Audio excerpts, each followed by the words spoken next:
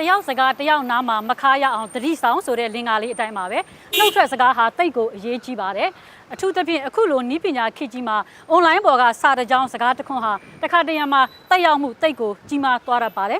်စိတ်ဝမ်းကွဲလွယ်တဲ့ကျမတို့မြန်မာနိုင်ငံမှာအမုန်းစကားတွေဟာဘာသာရေးလူမျိုးရေးနိုင်ငံရေးပဋိပက္ခတွေမှာမီးလောင်ရလေပင့်ဖြစ်ခဲ့တာတွေတောင်ရှိပါတယ်အမုန်းစကားတွေနဲ့သတင်းတုတွေဟာမြန်မာနိုင်ငံမှာအဓိကပြဿနာတွေတဲကတစ်ခုလိုတောင်ဖြစ်လာနေပါပြီထိန်းချုပ်ဖို့ကြိုးစားတာတွေလည်းရှိပါတယ်ဒီတစ်ပတ် DVB ဒီဘက်ရဲ့အဓိကမေးခွန်းကတော့အမုန်းစကားတွေကိုထိန်းချုပ်နိုင်ပြီလားဆိုတာပဲဖြစ်ပါတယ်ကျမကတော့အေးအေးမော်ပါရှင်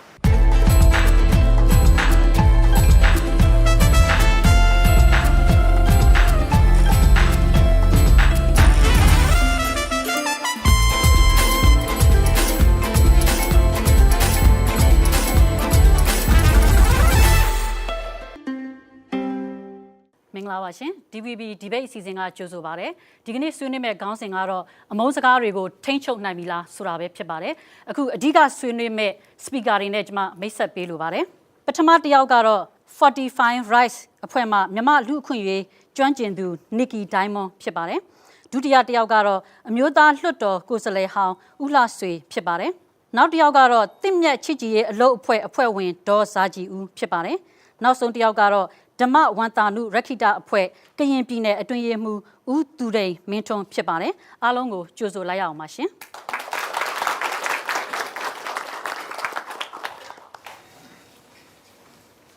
โอเคကျမတို့ဒီကနေ့အစီအစဉ်မှာစစ်တမ်းလေးတစ်ခုနဲ့ကျမတို့စကြပါတယ် DVB ဒီဘက်ရဲ့ Facebook မှာသင်အမုန်းစကားပြောဘူးသလားဆိုတဲ့ check လေးတစ်ခုကိုကျမတို့စစ်တမ်းကောက်ယူလိုက်ပါတယ်အမုန်းစကားပြောဘူးတဲ့လူက66%ရှိပါတယ်မပြောဘူးတဲ့လူက34%ရှိပါတယ်ဒါဆိုတော့ပြောတဲ့လူတွေကပုံများသလိုဖြစ်နေတာပေါ့ဆိုတော့ကျမနီကီနဲ့စကြင်ပါတယ်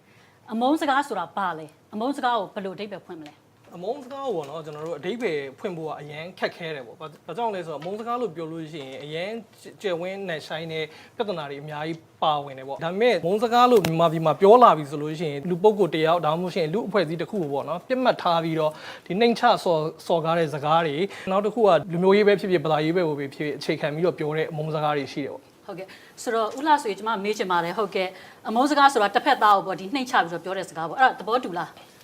အမုန်းစကားဆိုတာတကယ်တမ်းကျတော့ဟုတ်လားအာဏာရတဲ့အစိုးရတတ်မှတ်တာဗျအာဏာမရှိတဲ့သူတွေကတတ်မှတ်တာမဟုတ်အမုန်းစကားဆိုတာတတ်မှတ်လို့ရလားတတ်မှတ်အခုတတ်မှတ်နေတယ်လေဘယ်ဟာကျွန်တော်အမုန်းစကားပြောလို့ဆိုရင်ကျွန်တော် Facebook ပိတ်တယ်သူတတ်မှတ်ချက်နဲ့ကြက်ကြိုက်သွားလို့ပိတ်တာပေါ့အဲ့တော့အမုန်းစကားဆိုတာပေါ်လာတာ2015ဒီဘက်မှာပေါ်လာတာအရင်တော့ဘာမှမရှိဘူးဟုတ်ကဲ့ဒါဆိုလို့ရှိရင်တခုမေးချင်တာက Facebook အကောင့်အပိတ်ခံရတာအမုန်းစကားကြောင့်မဟုတ်ဘူးလို့ပြောချင်တာလားဘာကြောင့်အပိတ်ခံရတာလဲဘယ်လိုမြင်လဲတယောက်တည်းရဲ့အမြင်ပေါ့ကျွန်တော်အမြင်ကပြောရရင်တော့အစိုးရရဲ့လုပ်ပုံကိုင်ပုံတွေကိုဝေဖန်ထောက်ပြနေလို့အပိတ်ခံရတာပေါ့ဆိုတော့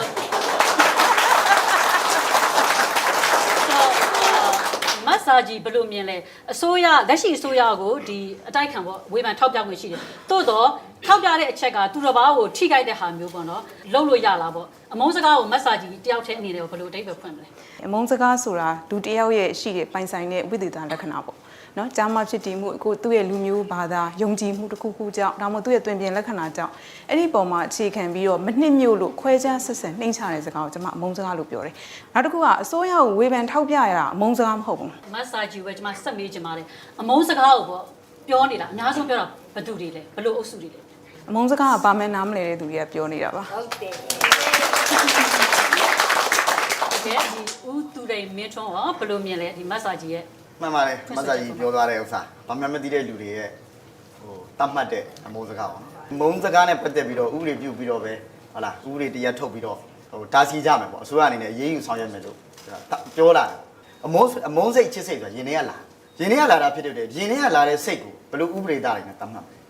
်နော်ဒါကတော့တစ်ချက်ပေါ့နော်အဲ့တော့နောက်တစ်ခုကကျွန်တော်ထပ်ပြောနေတာကကျွန်တော်ကဗုဒ္ဓဘာသာဝင်တွေဖြစ်တဲ့အတွက်မေတ္တာကိုအခြေခံချစ်ချင်းမုန်းချင်းဟာမေတ္တာစိတ်မေတ္တာရှိရင်အခြေရှိတယ်မေတ္တာမရှိရင်အခြေမရှိဘူးအမုန်းဖြစ်တယ်အဲ့တော့မေတ္တာရှိအောင်နေရင်အမုန်းစကားတွေလည်းပြောမှာမဟုတ်ဘူးမုန်းမှာလည်းမဟုတ်ဘူးအဲ့တော့မမုန်းအောင်နေကြပါဒါပဲဖြစ်တယ်ဦးသူရိန်မင်းထွန်းပဲဆက်ပြီးတော့မေးချင်ပါတယ်အခုလက်ရှိမြန်မာနိုင်ငံမှာပေါ့နော်လူမျိုးရေးအစွန်းရောက်တဲ့လူဘာသာရေးအစွန်းရောက်တဲ့လူတွေကအမုန်းစကားတွေကိုဖြန့်ချီတဲ့အတွက်ပဋိပက္ခတွေကပိုကြီးလာတယ်မီးလောင်ရလေပြင်ဖြစ်လာတယ်လို့ပြောကြပါတယ်အဲ့ဒါမှန်လား အဲ့ဒီအပေါ်မှာတော့မီလောကလေပြင်းလောက်နေတဲ့လူဖွဲ့တွေမှန်တယ်ရှိတယ်ဂျားတွေကနေပြီးတော့မြန်မာနိုင်ငံကြီးကိုမတီမငြိမ်ဖြစ်အောင်တွေးထိုးလှုပ်ဆော်နေတဲ့လူတွေကတစ်ဖက်နဲ့တစ်ဖက်ခိုက်ရန်ဒေါသဖြစ်အောင်အမုန်းပွားအောင်တွေးထိုးလှုပ်ဆော်နေတဲ့သူတွေကဂျားတွေကအမုန်းစကားပြောတာ မိကြီးကိုကျွန်မမေးချင်ပါတယ်မြန်မာပြည်မတည်ငြိမ်အောင်လို့အမုန်းစကားတွေပြောတယ်လို့ပြောတယ်အဲ့ဒါမှန်လား ကျွန်တော်2013ခုနှစ်ကနေစပြီးတော့မြန်မာပြည်ထဲမှာဖြစ်နေတဲ့ဒီအမုန်းစကားတွေကိုလေ့လာကြည့်တဲ့အချိန်မှာဘာကိုအဓိကအခြေခံလဲဆိုရင်ခုနလူမျိုးရေးဘာသာရေးကိုအခြေခံတဲ့အမုန်းစကားတွေကိုတွေ့ရတယ်ပေါ့အထူးသဖြင့်ဒီကျွန်တော်တို့2012မှာရခိုင်မှာပြိပခဖြစ်တယ်2013မေထီလာမှာပြိပခဖြစ်ကျွန်တော်တို့ရဲ့လေ့လာတွေ့ရှိချက်အရဆိုလို့ရှိရင်ပြိပခမဖြစ်ခင်ကြိုတင်ပြင်ဆင်ပြီးတော့ပြိပခဖြစ်အောင်လှုံ့ဆော်တဲ့ရည်ရွယ်ချက်ရှိတယ်ခုနကဆရာပြောသွားတဲ့အတိုင်းပေါ့နိုင်ငံရေးအရာဟိုလှုံ့ဆော်တဲ့သဘောအရာပေါ့နော်ပြိပခဖြစ်တာကိုကြိုက်တဲ့အုပ်စုတွေကနေပြီးတော့လှုံ့ဆော်တဲ့အတွက်ကြောင့်မလို့အဲ့လိုပြိပခတွေဖြစ်တယ်ပေါ့ ဟုတ်ဘယ်လိုမြင်လဲမလားစိ အဲ့လိုမျိုးလှုပ်ဆော်တဲ့ပြောကြတယ်ဆိုတဲ့နေရာမှာဥပမာများနှစ်ဖက်အမြင်ရှိတယ်ဥပမာကျွန်တော်ဆရာဆန်ကသူ့အဖက်ခါတော့သူ့အသက်ခံခံဒီမှာလေကွင်းကိုကြိုးကွင်းစွတ်ခါဒီမှာဆရာဆန်ပါပြောတယ်ဖြစ်လျာဘဝတိုင်းမှာအနေချက်ကိုအနိုင်ရတဲ့ပုဂ္ဂိုလ်ဖြစ်ရပါလို့ဤသူဆူတောင်းပြီးတော့ကြိုးသွဲချအသက်ခံလိုက်တယ်အဲ့ဒီစကားဆရာဆန်ရဲ့ဘက်ကရက်တီတဲ့လူတွေအတွက်တော့ဇာတိမှန်ဇာတိတွေဖြစ်စေတဲ့စကားဖြစ်ပြီးတော့ဒီတိရှကိုလိုနီနဲ့ချက်မှာတော့အမုန်းစကားပဲ ဒါပေမဲ့အခုကျွန်တော်တခုတော့မေးပြရတယ်ဒါကလွန်ခဲ့တဲ့အနှစ်တရာပေါ့နော်အခုကခေတ်ကပြောင်းလဲလာပြီလူတွေကတိုးတက်လာပြီဒီနေရာမှာလွတ်လပ်စွာထုတ်ဖော်ပြောဆိုခွင့်ကိုအမြင်ကိုပြောတာနဲ့တစ်ဖက်ကသူတစ်ပါးကိုထိခိုက်သွားတဲ့ဟာနဲ့ဘယ်လိုမျိုးခွဲခြားသတ်မှတ်လဲ ဟုတ်ကျွန်တော်ကအခုချိန်ထိပြီးချနယ်ချက်လက်အောက်မှာရှိတယ်လို့ထင်နေရတယ် မြန်မာပြည်ကအခုချိန်ဒီဗြိတိရှနယ်ချက်လက်အောက်မှာရှိနေတယ်ဘယ်လိုမြင်လဲဇာတိရဲ့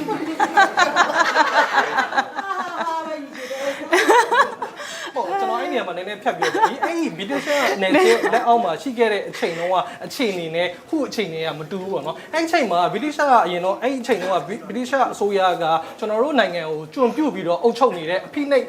်ဖိနှိပ်ချုပ်ချယ်နေတဲ့အစိုးရဖြစ်တယ်အဲ့တော့ဆရာဆန်ကအဖိနှိပ်မှုကိုတွန်းလှန်နေတဲ့ပုံကိုဖြစ်တယ်အဲ့ဒီဂျားထဲမှာကျွန်တော်တို့ကတန်းကြီးစရာမလိုဘူးခုလက်ရှိဖြစ်နေတာကမြန်မာပြည်မှာဘာဖြစ်လဲဆိုတော့လူနည်းစုပေါ့နော်ဘာသာကိုးကွယ်တဲ့လူတွေကအဖိနှိပ်ခံပြီးတော့လူများစုဖြစ်တဲ့ဘာသာဝင်တွေကနေပြီးတော့အမုန်းစကားတွေကိုခန့်ချီတယ်ဆိုတဲ့ဟာမျိုးတွေ ဒါတော့ဆိုတာပေါ့လေကိုက ခုနကဒီ ကဘာကြီးကြည့်ရမှာပေါ့ကဘာကြီးကြည့်ရမယ်လူနည်းစုလူများစုဆိုတာကဘာပေါ်မှာဗုဒ္ဓဘာသာဆိုတာ900ခင်းလုံးပဲရှိတယ်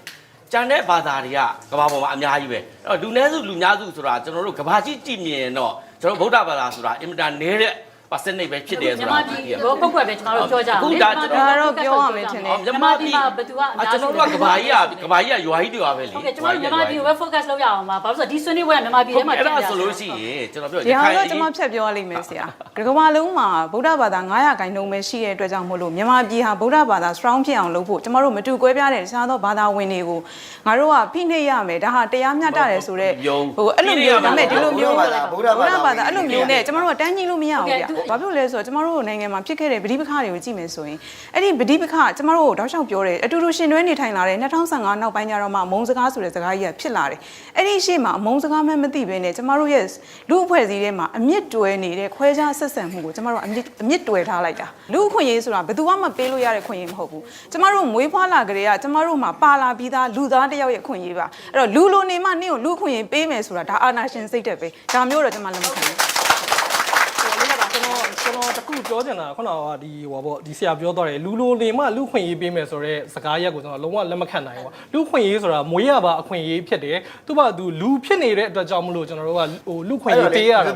်လူလိုခဏလေးတရားပြောတဲ့ဟာအရင်ဆုံးလေးရိုင်းဆိုင်ဟိုကျွန်တော်တို့လူရဲလို့ဖြစ်လာလို့ရှိရင်ရိုင်းတဲ့လူလည်းရှိတယ်စိုးတဲ့လူလည်းရှိတယ်ဟိုကောင်းတဲ့လူလည်းရှိတယ်အဲ့တော့ခုနကဒီလူတွေကိုလူလိုမနေလို့လူခွင့်ရေးမပေးရဘူးဆိုတဲ့အမြင်ကဘယ်လိုဖြစ်လဲဒီလူတွေကိုလူလို့မသတ်မှတ်တာအဲ့တော့လူလို့မြင်ဖို့ကျွန်တော်တို့ကအရင်လို့ရေးကြည့်တယ်ကိုယ့်ရဲ့အမြင်အရဒီလူတွေကိုကလူလို့မြင်နိုင်စွမ်းရှိမှသာလင်းလူခွင့်ရေးဆိုတော့ကျွန်တော်ဆက်ပြောလို့ရတော့ဟုတ်ကဲ့ဟိုသူတွေမင်းထွန်းကျွန်မမေးပါမယ်ပေါ့နော်ကိုနဲ့လူမျိုးမတူဘာသာမတူတဲ့လူတွေပေါ်မှာသူတို့ဟာလူသားတွေပဲဖြစ်တယ်သူတို့မှလည်းလွတ်လပ်စွာကိုးကွယ်ယုံကြည်ခွင့်ရှိတယ်ဆိုတဲ့ right ကိုအဲ့ဒါကိုဘယ်လိုသဘောရလဲလက်ခံတယ်သူတို့မှလူသားတွေ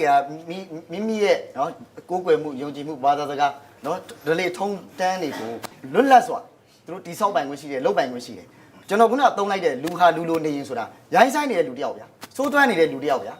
အကြမ်းဖက်နေတဲ့လူတယောက်ကိုကျွန်တော်တို့ကလူလိုတတ်မှတ်လို့ရတာဆက်ဆွနေတာဘယ်လိုလူတွေလဲပြောပါဦးအဲ့လိုလူမျိုးတွေကအပုံမှန်လေးလည်းပြောလို့ရှိရင်အခုရခိုင်ရေးခင်းကိုကြည့်ဗျာအကြမ်းဖက်သွားတဲ့လူတွေကကိုယ်ဌာနေတိုင်းရင်းသားတွေကိုတပ်ဖြတ်သွားတယ်ပြီးတော့ဟိုဘက်ကိုပြေးတယ်ပြေးပြီးတော့သူတို့ကလူနည်းစုအခွင့်အရေးလူနည်းစုအခွင့်အရေးအကြမ်းဖက်တာကသူတို့ကျွန်တော်တို့ကလူအခွင့်အရေးသူတို့ဘယ်လိုပြန်ပေးရမှာ စာကြီးโอเค အဲ့ငယ်မှာကျွန်တော်နည်းနည်းပြောချင်တာခုနကဟိုအကြမ်းဖက်တဲ့လူတွေလူအဖွဲ့အစည်းမှာလူဆိုးတွေရှိတယ်လူဆိုးတွေရှိတဲ့တောင်ကျွန်တော်တို့မှာတည်ဆဲဥပဒေတွေပြဋ္ဌာန်းပြီးတော့ခုနကဟိုဒီလူဆိုးတွေကိုအရေးယူဖို့ဆိုတဲ့ဥပဒေအကြောင်းအရာပေါ့နော်ရှိနေတယ်ပေါ့အဲ့တော့ဥပဒေကိုမတုံးချပဲအတုံးမချပဲနဲ့လူကောင်းလူဆိုးကိုကျွန်တော်တို့ကသတ်မှတ်ပြီးတော့ဒီလူတွေမှာလူခွင့်ရေးမရှိဘူးလို့ပြောတဲ့ဟာလက်ခံနိုင်စရာမရှိဘူးနောက်တစ်ခုရခိုင်မှာဖြစ်တဲ့ပြဿနာကိုကျွန်တော်နည်းနည်းခုနကဒီလိုလုပ်ငန်းတွေလုပ်လို့သူတို့တတ်ချင်သလိုတက်လှုပ်ချင်သလိုလှုပ်ဆိုပြီးတော့ဘယ်နိုင်ငံရဲ့ဥပဒေကျွန်တော်တို့မြန်မာပြည်ရဲ့တည်ဆဲဥပဒေမှာလည်းပြဋ္ဌာန်းထားတာမရှိဘူးပေးထားတဲ့အခွင့်အရေးမရှိဘူးအဲ့တော့ဘာပဲလုပ်ရမလဲဆိုရင်ခုနကဒီလိုလုပ်တဲ့ကျူးလွန်နေတဲ့လူတွေကိုကျွန်တော်စုံစမ်းဖော်ထုတ်ပြီးတော့အရေးယူရမယ်ထိုက်တဲ့နဲ့ကျွန်တော်တို့ပြစ်ဒဏ်တွေကျွန်တော်တို့ဥပဒေတွေမှာသတ်မှတ်ထားပြီးသားရှိတယ်အဲ့ဒါတွေနဲ့အညီအပြစ်ပေးရမယ်ဘယ်သူမှလည်းတွေးကြရလို့မတတ်ပါဘူးဘယ်သူမှလည်းတွေးကြရလို့မတတ်ပါဘူးသူ့ဥပဒေနဲ့သူပဲကျွန်တော်တို့တက်မတော်ဆိုတာလည်းစီးနဲ့ကန့်နဲ့နေတဲ့တက်မတော်ကျင့်ဝတ်60ဆိုတာတက်မတော်မှာရှိတယ်အဲ့ဒီအတိုင်းတေးချာချာတစ်ခုမှမလွဲအောင်ကျင့်ကြံပြီးတော့လုံနေတဲ့တက်မတော်ပဲဒါပေမဲ့အကုန်လုံးစီကန်းရှိရလို့မဆိုလို့စီကန်းဖောက်တဲ့ရဲဘော်တွေရှိတယ်စီကန်းဖောက်တဲ့ဘူဂျုံကြီးလည်းရှိတယ်သူလားပွဲရပြီးစီကန်းဖောက်တဲ့ဘူဂျုံကြီးလည်းရှိတာပဲဗျကျွန်တော်ဒီညမှာတခုဝင်နေတယ်မှန်ပါတယ်တမ်ဘရိုဝင်ခံလိုက်ပြီပေါ့ရှိတယ်စီကဖတ်လို့ရှိတယ်အင်ဒီကိစ္စအပေါ်မှာကြတော့ဒီဥလာဆိုရင်အမြင်ကဘယ်လိုရှိဒါကတော့တက်မတော်ကခုနလိုဟိုကျောင်းဆရာလေးတယောက်ကသူ့ရဲ့အဖေကိုတတ်သွားလို့ဒီလူတွေဖြစ်တယ်ဆိုတာကိုဖမ်းခေါ်လာတယ်အဲ့ဒါကိုတတ်ပြီးပါဆိုတော့တက်ကတတ်လိုက်တယ်ပြောတယ်အဲ့တော့ဒီလိုမျိုးတတ်တာဟာဥပဒေနဲ့မညီညွတ်ဘူးဒီလူတွေကိုလည်းအခုထောင်ချတာတွေဘာတွေပြုတ်တာဟာဒါတရားဥပဒေအတိုင်းဆောင်ရွက်တယ်လို့ကျွန်တော်ယူဆတယ်ဟုတ်ကဲ့အခုကနေစပြီးတော့ပေါ့နော်ကျွန်မနောက်ထပ် issue တစ်ခုကိုပြောင်းနေပါတယ်ဒီနေရာမှာကျွန်မတို့ကမှန်တယ်ဆိုပြီးပြောလိုက်တဲ့စကားပေါ့ဒီစကားကတစ်ခါတည်းရမှာအမုန်းစကားဖြစ်သွားတယ်ပေါ့ဆိုတော့အဲ့ဒီပုံမှာနိကီဘယ်လိုမြင်လဲကျွန်တော်လက်ခံထားတဲ့အမှန်တရားနှစ်မျိုးပဲရှိတယ်တစ်ခုကကျတော့ကိုယ်တိုင်တွေ့ကြုံပြီးတော့ခံစားပြီးတော့သိရတဲ့အမှန်တရားရှိတယ်နောက်တစ်ခုကဒီလေ့လာဆန်းစစ်ဝေဖန်ပိုင်းခြားပြီးတော့သိရတဲ့အမှန်တရားနှစ်ခုရှိတယ်ကျွန်တော်တို့မြန်မာပြည်ရဲ့သမိုင်းဟိုမှာပြန်ကြည့်မယ်ဆိုလို့ရှိရင်ဒီစစ်တပ်ရဲ့သမိုင်းပေါ့နော်လက်နက်ကင်ပြိပခတ်ဖြစ်နေတဲ့ဒေသတွေမှာလူခွင့်ရေးချိုးဖောက်မှုတွေကိုလေ့လာကြည့်ရဆိုရင်အများသောအားဖြင့်ဒီစစ်တပ်ကကျွလွန်နေဆိုတဲ့အထောက်အထားတွေအများကြီးရှိတယ်ပေါ့အဲ့တော့အဲ့လိုသမိုင်းရှိတဲ့အထောက်အထားတွေနဲ့ရခိုင်မှာနယ်မြေရှင်းလင်းရေးလုပ်တဲ့အချိန်မှာကျွလွန်နေဆိုတဲ့ဆွဆွဲချက်တွေခုနကထွက်ပေါ်လာတယ်အဲ့တော့ကျွန်တော်တို့အခုလက်ရှိပြောနေတာကလူခွင့်ရေးချိုးဖောက်မှုဆိုတာတော်တော်များများကိုပြန်ကြည့်မယ်ဆိုလို့ရှိရင်စစ်တပ်နဲ့ဆက်ဆိုင်နေတယ်ပေါ့နောက်စစ်တပ်မှာလည်းခုနကလူကောင်းရှိလူဆိုးရှိတယ်အဲ့လိုဆွဆွဲချက်တွေဖြစ်ပေါ်လာတယ်ဆိုလို့ရှိရင်ကျွန်တော်တို့နိုင်ငံတကာအဖွဲ့အစည်းတွေနောက်ဒီတရားမျှတရေးကိုရှာဖွေတဲ့လုပ်ငန်းစဉ်တွေကိုပူးပေါင်းဆောင်ရွက်မှုအားနည်းတယ်ပေါ့အဲ့တော့ဘာဖြစ်လဲဆိုလို့ရှိရင်ဆွဆွဲချက်တွေပေါ်လာတိုင်းမှာညှင်းဆန်တယ်ကိုယ်တိုင်ကပွင့်လင်းမြင်သာမှုမရှိဘူးကိုယ်တိုင်ကမရိုးသားလို့ဒီဆွဆွဲချက်တွေကိုရင်ဆိုင်မဖြေရှင်းရဲတယ်ဆိုတော့ဟိုတွေဖြစ်တယ်ပေါ့ဒါနဲ့ပတ်သက်လို့ကျွန်တော်ပြောမယ်ဥတေတွေမေးတော့ခဏလေးကျွန်တော်တို့စစ်တပ်ကဥပဒေချုပ်ဖောက်တဲ့ဟာတစ်ခုပြင်တခါတည်းနဲ့ခုံရုံးတင်တယ်ဒါမျိုးပဲရှိတယ်အကုန်လုံးခလာကျူးလွန်ပြီးတော့ free ပြသွားတဲ့ကောင်တကောမရှိဘူးအဲ့တော့ခင်ဗျားပြောတာစစ်တပ်ကကြီးပဲဖောက်နေဆိုဘယ်နေ့ဘယ်ရက်ကဘယ်အချိန်ဘယ်တက်ကဘာဖြစ်တယ်ဆိုတာပြောပါလားခုချက်ချင်းရေးယူမှာပေါ့ဟုတ်ဘဲနဲ့ roughly လာပြောရင်တော့ sorry ပဲဒါဖြစ်နိုင်ကျွန်တော်ထပ်ပြောချင်တာမဖြစ်နိုင်ပါဘူးကျွန်တော်ထပ်ပြောချင်တာကျောင်းရောက်ကျွန်တော်၄ယောက်ပါတယ်လေ၄ယောက်ပါတယ်လေကျွန်တော်တို့2ယောက်နဲ့အခုဘက်က2ယောက်နဲ့တယောက်နဲ့တယောက် against လုပ်တာအမုန်းစကားတွေပြောနေတာဒါကိုဘယ်လိုရက်တယ်မလဲကျွန်တော်တို့ခေါင်းစဉ်အောက်ကိုသွားမယ်ဟုတ်ကဲ့အဲ့တော့ကျွန်တော်တို့က against နေတယ်ဒါအမုန်းစကားပြောနေတာဒီပဲမှာပဲဟိုဒီလောက်နဲ့တက်ထားလိုက်ပါမယ်ဒါကျွန်မဟုတ်ကဲ့ကျွန်မပြောပြမယ်အမုန်းစကားလေးပါကျွန်တော်တို့က3ပိုင်းရှိပါတယ်3ပိုင်းရှိပါတယ်ဒုတိယပိုင်းမှာဒီအမုန်းစကားတွေကိုကျမတို့ဘယ်လိုထိန်းချုပ်မလဲเนาะအဲ့ဒါကိုအဓိကဆွေးနွေးပါမယ်နောက်ပိုင်းဒီမှာဆွေးနွေးဖို့ခြံထားပါအောင်အခုတော့ဒီလောက်နဲ့ပဲချက်လိုက်ပါတယ်ကျမတို့သတင်းပေးပို့ချက်ကိုကြည့်မလားSenator, what's happening in Myanmar is a terrible tragedy. အင်တာနက်လူမှုကွန်ရက်တွေပေါ်မှာအမုန်းစကားပြောဆိုမှုတွေဟာအများပြားလာပါတယ်။ဘာသာရေးလူမျိုးရေးဂျာမဆိုင်ရာကိစ္စတွေနဲ့ပတ်သက်ပြီးတစ်ဖွဲ့နဲ့တစ်ဖွဲ့တဦးနဲ့တဦးနစ်နာအောင်တိုက်ခိုက်ပြောဆိုကြရင်းကအမုန်းစကားတွေဟာပြန်ပွားလာရပါတယ်။ကုလသမဂ္ဂစုံစမ်းစစ်ဆေးသူတွေကရခိုင်ပြည်နယ်မှာဖြစ်ပျက်ခဲ့တဲ့အကြမ်းဖက်မှုတွေကိုလှုံ့ဆော်အမုန်းစကားဖြန့်ချီတာမှာ Facebook ဟာအခမ်းကဏ္ဍတစ်ခုအနေနဲ့ပါဝင်တယ်လို့ဆွဆွဲပါတယ်။ Recently, UN investigators blamed Facebook.မုန်းစကားပြန်ပွားရတာဟာ Facebook မှာအကြမ်းဖက်တိုက်ခိုက်မှုတွေဖြစ်စေနိုင်တဲ့အမုန်းစကားကိုထိန်းချုပ်နိုင်တဲ့ရန်ရနဲ့ဝန်ထမ်းတွေမရှိတာကြောင့်ဖြစ်တယ်လို့ online မုန်းစကားတွေကိုစောင့်ကြည့်လေ့လာတဲ့အဖွဲ့တွေဖြစ်တဲ့ဖန်ဒီယာနဲ့မြန်မာ ICT for Development Organization တို့လိုအဖွဲ့တွေကထောက်ပြကြပါတယ်။မြန်မာနိုင်ငံမှာအကြမ်းဖက်မှုတွေကိုအားပေးတဲ့အမုန်းစကားတွေကိုမဟန်တားနိုင်တာကြောင့်မလို့ Facebook ကုမ္ပဏီအမှုဆောင်အရာရှိချုပ် Mark Zuckerberg ကိုယ်တိုင်ဖြည့်ရှင်းခဲ့ရတာတွေကလည်းရှိပါတယ်။ Is we're hiring dozens of more Burmese language content reviewers because hate speech is very language specific. အဲ့နောက်ပိုင်းမြန်မာနိုင်ငံအနေနဲ့အမုန်းစကားတွေကိုထိန်းချုပ်ဖို့ကြိုးပမ်းလာပါတယ်။အမုန်းစကားစောင့်ကြည့်ဖို့အစိုးရက software နဲ့ set ပစ္စည်းတွေကျက်တန်း 6400ကျော်ဖို့ဝယ်ယူပြီးတော့ Facebook ကိုစောင့်ကြည့်ဖို့ပြည်သူ့လွှတ်တော်ကိုယ်စားလှယ်ဒေါ်ရင်မင်းလှိုင်ကလွှတ်တော်မှာအဆိုတင်ခဲ့ပါတယ်။အဆိုကိုအကောင့်ထဲပေါ်တဲ့အနေနဲ့ social media စောင့်ကြည့်ရေးအဖွဲ့ကို2018ဖေဖော်ဝါရီလ9ရက်ရက်စွဲနဲ့နိုင်ငံတော်သမ္မတရုံးကဖွဲ့စည်းပေးခဲ့ပါတယ်။ဒီအဖွဲ့အတွက်လုပ်ငန်းတွေဆောင်ရွက်ဖို့2019ပြည်ထောင်စုရဲ့ဗဏ္ဍာငွေအရာအသုံးဆိုင်ရာဥပဒေပါပြဋ္ဌာန်းချက်တွေအရအရေးပေါ်ရန်ပုံငွေတွေကကျပ်6426တန်းကိုသုံးစွဲခဲ့တယ်လို့ပို့ဆောင်ရေးနဲ့ဆက်သွယ်ရေးဝန်ကြီးဌာနပြည်ထောင်စုဝန်ကြီးဦးသန်းစင်မောင်ကမတ်လ19ရက်နေ့ကကျင်းပတဲ့ပြည်ထောင်စုလွှတ်တော်မှာပြောခဲ့ပါတယ်ခင်ဗျာ DBB ဒီဘိတ်အစီအစဉ်ကပြန်လည်ကြိုဆိုပါတယ်ဒီကနေ့အစီအစဉ်တစ်ခုလုံးကိုရုပ်လုံးဖော်ပြီးတော့ကာတွန်းရေးဆွဲမဲ့သူကတော့ကာတွန်းဆရာ OKKW ဖြစ်ပါတယ်ကျမတို့ဒီကနေ့ issue ကအရန်ကိုပဲအတိုင်းဆောင်မခံတဲ့ issue ဖြစ်ပါတယ်ဒီအတွက်ကျမတို့ကအချက်လက်တွေကိုစစ်ဆေးဖို့လိုပါတယ်ဒါကြောင့်မလို့ကိုတိုက်စင်ကနေပြီးတော့ဒီနေ့ issue နဲ့ပတ်သက်တဲ့အချက်လက်တွေကိုပြောပြပေးပါလိမ့်မယ်ဒီလက်ရှိပေါ့နော်ကျွန်တော်မြန်မာနိုင်ငံမှာဒီ digital အသုံးပြုမှုဥယျာဉ်အခြေအနေစီးရင်လို့ကျွန်တော်ပထမဆုံးလေးပြချင်ပါတယ်ဗျ။အခုလက်ရှိမှာဆိုလို့ရှိရင်ကျွန်တော်တို့ဒီလူဦးရေ53တန်းကျော်ရှိတဲ့နဲ့ဒီ social media အသုံးပြုတဲ့လူကြီးကဒါ18တန်းရှိနေတာတွေ့ရပါတယ်။ဟိုရာခိုင်နှုန်းအပြည့်ကြည့်မယ်ဆိုရင်ဒါ34ရာခိုင်နှုန်းရှိတာတွေ့ရပါတယ်ဗျ။အဲ့တော့တစ်ဖက်မှာဗာပြတ်နာသွားရှိတယ်လဲဆိုတော့ဒီမြန်မာနိုင်ငံမှာလူမျိုးရေးဘာသာရေးကြမ်းဖက်မှုဒီဖြစ်အောင်လုပ်တဲ့နေရာမှာဒီ Facebook ဆိုတဲ့ဒီလူမှုကွန်ရက်အဓိကခန်းကဏ္ဍမှာပါဝင်နေတယ်ဆိုပြီးဒါကုလသမဂ္ဂလူခွင့်ရေးဌာနကဒါတတိပေးထုတ်ပြထားတာတွေ့ရပါတယ်ဗျ။အဲ့တော့ဒီအတွက်ပေါ့နော်ဒီ Facebook တီထောင်သူဇူကာဘက်ကဒီပြဿနာကိုဖြေရှင်းဖို့အတွက်သူအနေနဲ့ဒါနီလန်း၃ခုစဉ်းစားတာတွေ့ရပါတယ်။ဘာလဲဆိုတော့ဒါဒီအမုန်းစကားတွေကိုစောင့်ကြည့်ဖို့အတွက်ဒါမြန်မာစကားတကြွသူတွေကိုစစ်ဆေးမယ်။နောက်တစ်ချက်ကတော့ဒါမြန်မာရသသိန်းဖွဲ့တွေနဲ့လက်တွဲပြီးတော့ဒါအမုန်းစကားဖြန့်ဝေသူတွေကိုစစ်ဆေးမယ်။နောက်ဆုံးတစ်ချက်ကတော့မြန်မာပြည်မှာသုံးနေတဲ့ Facebook စနစ်ကိုဒါအပြောင်းလဲလုပ်မယ်ဆိုပြီးဒါဇူကာဘက်ကပြောထားတာတွေ့ရပါတယ်။အဲ့တော့အလားတူစွာဖွဲ့စည်းဖြစ်တဲ့ဒီကျွန်တော်တို့ဒီပို့ဆောင်ရေးနဲ့ဆက်သွယ်ဝန်ကြီးဌာနကရောဒီဟာနဲ့ပတ်သက်လို့သူတို့လုံးမဲ့အစီအစဉ်လေးရှိပါတယ်ဒါကတော့ဒီ social media အသုံးပြုပြီးတော့ဒီနိုင်ငံတော်တည်ငြိမ်အေဂျင့်ရေးကိုထိခိုက်နေတာအောင်ဆောင်ရွက်သူတွေကိုဖော်ထုတ်ဖို့ဆိုပြီးတော့ဒီလိုအပ်တဲ့ဆက်ရန်များတွေ software တွေဝယ်ဖို့အတွက်ဒီရေးပေါ်ရပုံငွေတွေကကျပ်တန်း6400ကျော်သုံးစွဲမယ်ဆိုပြီးတော့ဒါပြောဆိုထားရတယ်တွေ့ရပါတယ်နောက်ဆုံးအနေနဲ့ပေါ့နော်ကျွန်တော်ဒီအမုန်းစကားတွေကိုဒါဥပဒေအရထိန်းချုပ်ဖို့အတွက်ကလည်းဒါဆိုအနေနဲ့ဒါဆောင်ရွက်နေတာရှိပါတယ်ဒါပေမဲ့ဒီဟာနဲ့ပတ်သက်လို့ပေါ့နော်ကျွန်တော်ဒီ2015တဲ့ကဒီစတင်ရွေးဆွဲခဲ့တဲ့ဒီ cyber law ကဒီပြည်ထောင်စုလွှတ်တော်မှာပဲအတင်ပြုနိုင်သေးပဲလက်ရှိမှာတော့ဒါမူချမ်းအဆင့်ပဲရှိနေတာတွေ့ရပါတယ်ဗျဒါကတော့ကျွန်တော်တို့လက်ရှိဒါနဲ့ပတ်သက်ပြီးဆောင်ရွက်နေတဲ့အနေအထားလေးတွေကျွန်တော်တင်ပြတာဖြစ်ပါတယ်ဗျအားလုံးကျေးဇူးတင်ပါတယ်ဆိုတော့ဇာကြီးရဲ့အမြင်ရောဘယ်လိုမြင်ရလဲလွန်ခဲ့တဲ့2နှစ်အမားတို့ရဲ့ဒီနေ့ခေါင်းစဉ်ကအမုန်းစကားတွေကိုထိန်းချုပ်နိုင်ပြီလားပေါ့လွန်ခဲ့တဲ့2နှစ်3နှစ်ကနဲ့ဆိုင်အခုပို့ဆိုးလာလားလျှော့သွားလားဘယ်လိုမြင်လဲအရေးအတွက်အပြင်ကြည့်ရမယ်ဆိုလို့ရှိရင်တော့ကျမတို့ကပြောတဲ့လူပိုများလာတာပေါ့။ဘာလို့ဆိုတော့ကျမတို့အခုလက်ရှိ Facebook သုံးစွဲသူ18တန်းရှိတယ်။18တန်းဆိုတာအကောင့်ရေးအတွက်ကိုပြောတာကျမတို့အကောင့်အတုတွေပါလာနိုင်အောင်မယ်။ဆိုတော့ဘာပဲပြောကျမတို့ကပုံမှန်သုံးစွဲတဲ့သူ15တန်း10တန်းကျော်လောက်ရှိနေတယ်ဆိုရင်တို့လွန်ခဲ့တဲ့9နှစ်2နှစ်လောက်က Facebook user 9တန်း10တန်းနဲ့နှိုင်းယှဉ်တော့ကျမတို့အရေးအတွက်အပြင်အများကြီးများလာတယ်လို့ပြောလို့ရတယ်။နောက်တစ်ချိန်တည်းမှာပဲကျမတို့ဒီအမုန်းစကားကိုထိန်းချုပ်ဖို့စ조사တဲ့ပုံစံကလည်း Facebook ဆိုရင်အခုအရင်က sensitive ဖြစ်လာတယ်။နည်းနည်းပါးစကားတွေဆိုလုံးဝအမှားမခံဘူး။ဘာသာရေးနဲ့ပတ်သက်တဲ့စကားတွေလူမျိုးရေးနဲ့ပတ်သက်တဲ့စကားတွေဆိုရင်ချက်ချင်းကိုသူတို့ရဲ့ content reviewer တွေကဖြုတ်ချတာမျိုးတွေလုပ်လာတယ်။ဆိုတော့တစ်ချိန်တည်းမှာကျမတို့ဘာဖြစ်လာလဲဆိုအမုန်းစကားပြောတဲ့လူတွေကများလာတာမှန်တယ်လို့မျိုးပဲအမုန်းစကားကိုပယ်ဖြတ်မယ်ဆိုပြီးတော့လုပ်တဲ့စ조사မှုတွေကကျမတို့ရဲ့လွတ်လပ်စွာထုတ်ဖော်ပြောဆိုခွင့်ကိုထိလာတယ်။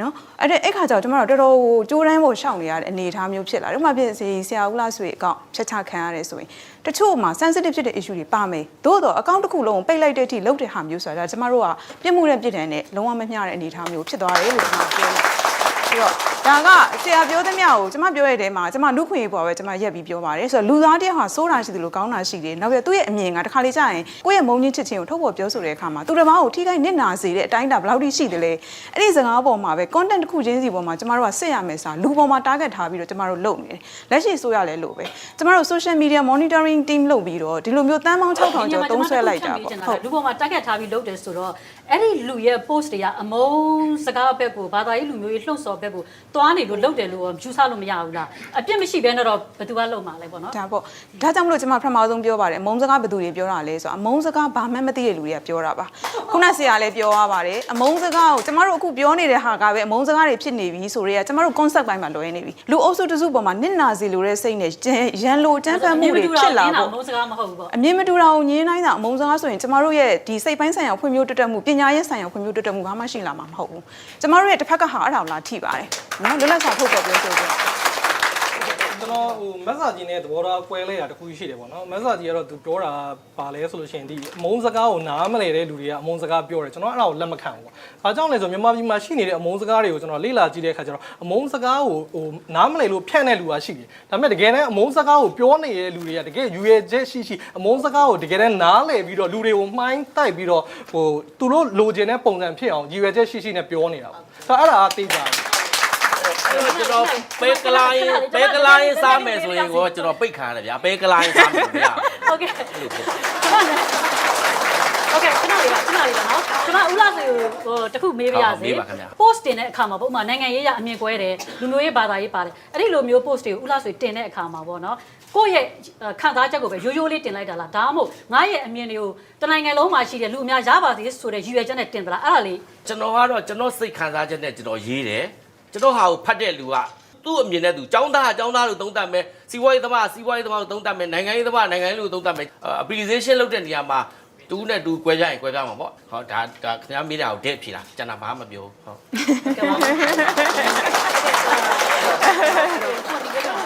်အဲ့တော့ပြောနေတာလေးပါဟုတ်ကဲ့ခုနကလိုပေါ့ကိုနေကြီးပြောသွားတယ်မိုးစကားကိုအတိတ်ပဲတတ်မှတ်ဖို့ခက်တယ်အဲ့တော့ဒီလိုအတိတ်ပဲတတ်မှတ်ဖို့ခက်တဲ့အရာကြီးကိုကျွန်တော်နိုင်ငံတော်အစိုးရက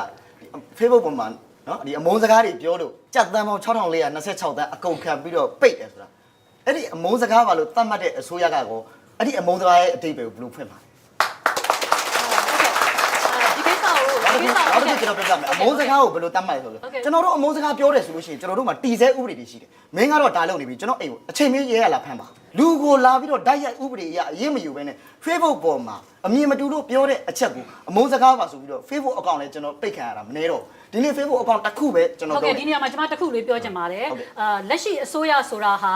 လူမျိုးရေးဘာသာရေးအရာပို့ပြီးတော့ကြီးထွားလာမယ်မီးလောင်ရလေးဖြစ်မဲ့ဟာတွေဖြစ်လာရင်တားဆီးရမှာဟာအစိုးရတရဲ့တာဝန်ဖြစ်ပါတယ်အဲ့တော့ပုံမှန်လေးပြောရလို့အဲ့တော့ပုံမှန်လေးပြောရလို့ရှိရင်လေအစိုးရကအမုန်းစကားတွေရရှိနေတာဒီ Facebook ကြီးကအမုန်းစကားပြောတဲ့လူတွေကများလာလို့ရှိရင်မြန်မာနိုင်ငံမှာ Facebook application အကုန်ပိတ်လိုက်အဲ့ဒါအမုန်းစကားအကုန်ငြိမ်းသွားလိမ့်ဟုတ်ကဲ့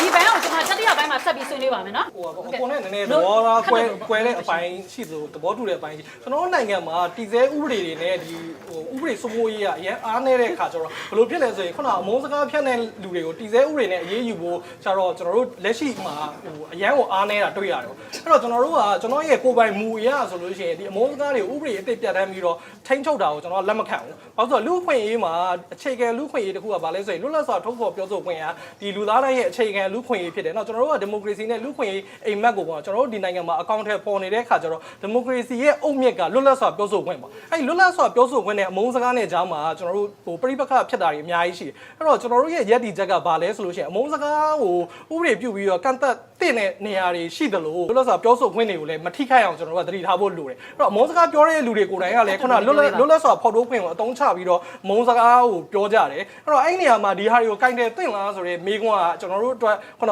အစိုးရအတွက်ကောအရန်ကိုကြီးမားတဲ့မိကွန်းဖြစ်တယ်အဲ့တော့ဒီနေရာမှာဘာလဲဆိုရင်အစိုးရကဒီဟာတွေကိုကင်တွယ်ဖို့ဆိုရင်လေ့လာစမ်းစစ်မှုတွေလုပ်ဖို့လိုတယ်ကျွန်တော်ရပ်ဖက်လူလူအဖွဲ့အစည်းတွေနဲ့ပေါင်းရမယ်ပြီးလို့ရှိရင်သူတေသနာတွေလုပ်ရမယ်ဟုတ်ကဲ့အခုလောလောဆယ်တော့လောင်းနဲ့ဖြတ်လိုက်ပါမယ်ကျမတို့နောက်ပိုင်းမှာဆက်ပြီးတော့ဆွေးနွေးပါမယ်အခုတော့ပြိတ္တတွေကမေးချင်တဲ့လူရှိလို့ရှိရင်လက်ထောင်ပါအဲ့တော့ကျွန်တော်တို့အဓိကမြန်မာနိုင်ငံမှာဖြစ်နေတဲ့ဒီအမုန်းစကားတန်တရားကအခုမှ pop up ထပ်ပေါ်လာတာမဟုတ်ဘူးဆိုတော့ကျွန်တော်ပြောချင်ပါတယ်ခေတ်ကာလတစ်ခုမှာ one sided information source တစ်ခုတည်းရပဲသတင်းချက်လက်တွေကိုလုတ်ပြီးတော့မှဖန်တီးလာခဲ့တဲ့ကာလတစ်ခုဒါကိုကျွန်တော်တို့လွတ်ထားလို့မရတဲ့ကိစ္စပါအခုအချိန်မှာဝုန်းနဲ့ democracy ဆိုတဲ့အတန်နဲ့ပေါ်လာတဲ့အခါမှာလူတွေကဘယ်လို use လုပ်ရမှန်းမသိဘဲနဲ့ကောင်းတောင် manipulate ပေါ့ဟိုလှည့်စားခြင်းတဲ့လူတွေကလှည့်စားရင်းနဲ့ဒီအခြေအနေတွေဖြစ်လာတာတိုင်းပြည်လဲနာမည်ပြက်လာဟုတ်ကဲ့တို့ပြောပြပါဦးနောက်တစ်ခါနစ်နာတဲ့သူတွေလူနည်းစုတွေကတော့အဓိကတိုက်ရိုက်သူတို့ရဲ့အသက်အိုးအိမ်စီးစိမ်တွေအထိထိခိုက်နစ်နာမှုတွေဖြစ်လာသလိုဒီအမုန်းစကားတွေကိုတံပြန်ပြီးလုပ်တဲ့လူတွေကလည်း target ဖြစ်ပြီးတော့မှချင်းချောက်ဆက်ဆံမှုတွေနဲ့ဥပဒေကလည်းတစ်ဖက်သက်လိုက်ပြီးတော့မှသူတို့တွေကိုပဲအမုန်းစကားပြောလို့လွတ်ထားတယ်အမုန်းစကားကိုတံပြန်လုပ်တဲ့လူတွေကိုအေးအေးယူတယ်ဒါတွေကအရှိတရားဖြစ်ခဲ့တယ်အဲ့လိုမမျှတတဲ့အခြေအနေကြီးတစ်ခုကကျွန်တော်တိုင်းမှာအရှိပြီးသားဖြစ်နေတယ်ဆိုတာကိုကျွန်တော်သတိပြုစေချင်တယ်ကျေးဇူးတင်ပါတယ်ဒီဘက်ချမ်းရောဟိုကျွန်တော်တို့ဟိုတော့ဆိုရင်အမုန်းစကားမရှိသလောက်ဟိုအမုန်းစကားပြောရင်ဒီလူဂုံတိတ်ခါနဲ့လည်းကျွန်တော်ကပတ်သက်တဲ့အတွက်ဒီအဖွဲ့အစည်းမောင်သွားအကျဉ်းခံရတယ်အဲ့တော့အမုန်းစကားကျွန်တော်တို့ပြောဖို့အတွက်ကတော်တော်ခက်ခဲတာပြောဖို့မပြောခဲ့တာမပြောခဲ့တဲ့အချိန်နဲ့ကြတော့ကျွန်တော်တို့ကအခုကတော့ ကျွန်တော်တို့အတီတရားလေးနဲ့ပေါ့အမုန်းစကားကိုအဖြည်းဖြည်းနဲ့ပေါ့ဒီ Facebook ရဲ့လူမှုကွန်ရက်မှာပျောက်ကွယ်သွားအောင်ကျွန်တော်တို့အားလုံးပေါ့ဒီကိုပေါင်းဓမ္မတွေအကုန်တိုင်းပြည်ပြအားလုံးကဘယ်လိုဆောင်ရွက်ကြမလဲဆိုတဲ့ဥစ္စာကိုကျွန်တော်တို့ဖြစ်စေချင်တယ်ပေါ့တပည့်အဲ့ဒါလေးတစ်ခုပါเนาะတပည့်เนาะဟုတ်ကဲ့ပါဒါဖြစ်စေချင်တဲ့စေတနာပေါ့အမေကမှနောက်တစ်ယောက်မျိုးသမီးတွေထားပြီမျိုးသမီးတွေဦးလက်ကြီးဆောင်းကပြောတယ်ဒီဆိုကတမသူ့အကောက်ပိတ်ခံရတယ်လို့သူကပြောပါတယ်ရှင်သူသားလေး NLD အစိုးရကိုအမုန်းစကားတွေမပြောခဲ့ရင်သူ့အကောက်ပိတ်ခံမှာမဟုတ်ပါဘူးသူ့ရဲ့ Facebook ကိုဝင်ကြည့်လိုက်တဲ့အခါသူက NLD အစိုးရကိုအမြဲတမ်းမကောင်းပြောပြီးအမြဲတမ်းပြောဆိုနေတဲ့လူမလို့သူကအမုန်းစကားတွေပြောလို့သူ့အကောက်ပိတ်ခံဒါတော့လောင်စားပြီးပြောခိုင်းလို့ပြောတာပါဗျာဒီမှာပြီးအောင်ပြောပါမယ်ပြီးအောင်ပြောပါမယ်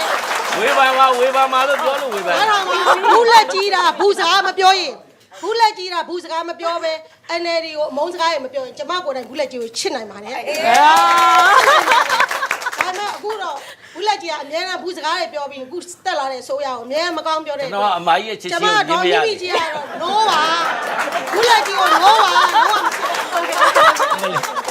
ဟုတ်ကဲ့အခုပေါ့နော်ကျမတို့ဒီကနေ့ပေါ့ဒီအခမ်းအနားတွေကိုလာပြီးတော့မလာရောက်နိုင်တဲ့လူတွေကနေပြီးတော့ Facebook ကနေတဆင့်နောက်အပြင်မှာပေါ့နော်ကျမတို့သတင်းတောက်တွေလိုက်မေးထားတဲ့အမြင်သဘောထားတွေရှိပါတယ်အဲ့ဒါကြည့်အောင်ပါဒီဘက်နောက်ပိုင်းမှာတော့ကျွန်တော်တို့တွင်ကျယ်သိရတာ Facebook မှာအထူးသဖြင့် comment ဘိုင်းတွေမှာတွေ့ရတယ်ဟို post တင်ပြီးတော့ဒီလိုမျိုး Facebook ကိုပြောတာထက်ဒီ comment ဘိုင်းတွေမှာဘာမှမသိညာမသိအဲ့လိုပဲကိုရက်တီကျင်တဲ့ဘက်ကရက်တီပြီးတော့အဲ့မှာ HP တွေဆဲတာဆိုတာတွေပြောတာကျွန်တော်တော်တော်လေးစိတ်ပြက်ကြပါတယ်ကျွန်တော်တို့ကိုယ်တိုင်လည်းဒါကိုအထူးသဖြင့်ဆင်ခြင်တယ်ခုနောက်ပိုင်းမှာအဲ့လိုအမြင်ကွဲလွဲမှုတွေကတနေ့တခြားပိုပြီးစိုးလာတယ်ပေါ့နော်ဟိုကိစ္စတခုဖြစ်ပြီဆိုလို့ရှိရင်ဟိုနည်းနည်းနဲ့ပြီးရမယ့်ကိစ္စကိုဟိုအဲ့လိုအများကြီးပုံကြီးချဲ့လာတယ်ပေါ့Facebook တောင်းတာပေါ့နော်ကောင်းတာတွေလည်းရှိတယ်လို့အဲ့လိုဆိုးချိုးတွေလည်းရှိတယ်ပေါ့ဟိုအဲ့လိုကိစ္စဝေဖန်ခံရတဲ့သူကဆိုလို့ရှိရင်ဘယ်လိုပြောမလဲဟိုသူကသူကတော့စိတ်ဓာတ်ကြပြီး depression တွေပါတယ်လဲဟိုလိုဝင်နိုင်တယ်ပေါ့ကိုယ့်ရဲ့အတွေးအမြင်တွေရှိသမျှကိုသူများလက်ခံလားမသိလက်မခံလားမသိအကုန်ပြောမယ်အဲ့လိုမျိုးတွေဆိုတော့ဟိုအစင်ကမပြေဘူးပေါ့အဓိကဟိုအကယ်၍ကိုယ့်ဘက်ကလက်ခံတာရှိလို့ရှိရင်လည်းတခြားလူတွေနဲ့အတွေးအမြင်တွေမတူတဲ့အခါမှာသိမ်းထားတဲ့နေပေါ့နော်အဲ့လိုမျိုးအတွေးအမြင်မတူလို့ရှိရင်လည်းကိုယ့် opinion ချင်းမတူလို့ရှိရင်လည်းဒီပြပြလေပြောပေါ့အခုဟာကြာအရင်အဲ့လိုတစ်ဖက်ဆောင်နေဆဲဆိုမယ်ဆိုတာကတော့အဆင်မပြေဘူးတခါကြားလို့ရှိရင်ပေါ့နော်ကိုချစ်တဲ့လူတွေကိုရဲ့လေးစားတဲ့လူတွေကိုမကြည့်မိမှဆိုလို့ကြည့်လိုက်တဲ့အချိန်မှာပေါ့နော်လိုလားအပ်တဲ့ပြဿနာတွေမလိုလားအပ်တဲ့ comment တွေအဲ့လိုဟာမျိုးဖက်လိုက်လို့ရှိရင်အရန်အကုသိုလ်လည်းရမ်းများတယ်ချိန်လည်းကုန်တယ်ကိုယ့်အတွက်လည်းငွေကုန်တယ်အဲ့တဲ့ကြောင့်တောင်း Facebook နဲ့ပတ်သက်လို့ရှိရင်ကိုယ့်အတွက်အကျိုးရှိရှိသုံးချပါလို့ပဲပြောချင်တယ်မှာမုန်းစကားတွေကိုဘယ်လိုထိန်းချုပ်မလဲ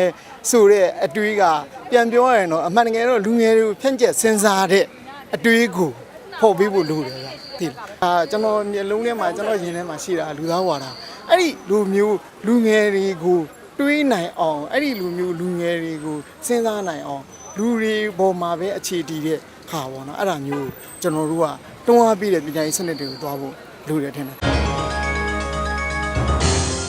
မင်္ဂလာပါရှင် DBB debate အစီအစဉ်ကပြန်လည်ကြိုဆိုပါရစေအခုကတော့နောက်ဆုံးပိုင်းဖြစ်ပါတယ်နောက်ဆုံးပိုင်းဖြစ်တဲ့အတွက်ကျမတို့ကဒီအမုန်းစကားတွေကိုဘယ်လိုထိန်းချုပ်မလဲကျမတို့ရဲ့လူအတိုင်းဝိုင်းကိုယဉ်ကျေးတဲ့လူအတိုင်းဝိုင်းဖြစ်အောင်ပေါ့အပြုသဘောဆောင်တဲ့ဆွေးနွေးမှုတွေနဲ့ဘယ်လိုအဖြေရှာမလဲဆိုတဲ့အပိုင်းကိုအဓိကထားပြီးတော့ဆွေးနွေးပါမယ်ပထမအဦးဆုံးပေါ့နီကီကနေစမယ်အမုန်းစကားတွေကိုဘယ်လိုထိန်းချုပ်မလဲဒီလိုမျိုးအမုန်းစကားတွေဖြစ်လာတာအဓိကတော့ကျွန်တော်တို့ကဒီဓမ္မနဲ့ပေါ့နော်ဝေးကွာနေလို့ပေါ့တကယ်တမ်း